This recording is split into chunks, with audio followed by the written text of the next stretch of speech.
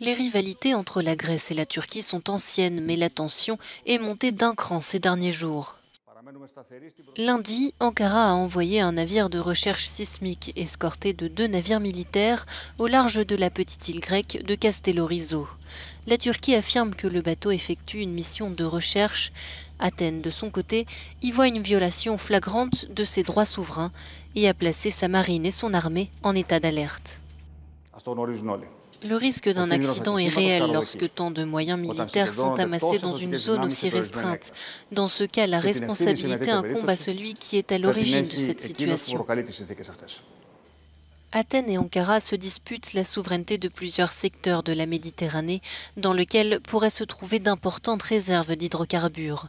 En novembre 2019, Ankara a signé un accord de délimitation maritime avec la Libye, qui donne à la Turquie l'accès à des zones économiques revendiquées par la Grèce et par Chypre.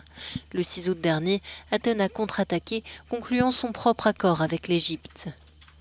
La Turquie et la Grèce divergent depuis longtemps sur l'étendue de leurs plateaux continentaux en mer, c'est-à-dire la zone qui peut être exploitée par les États côtiers.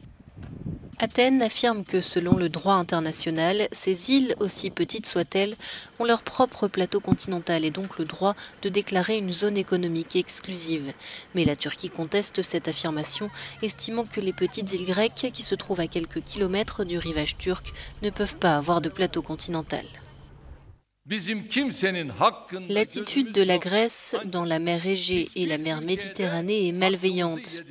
Et nous ne laisserons aucun pays nous retirer nos droits.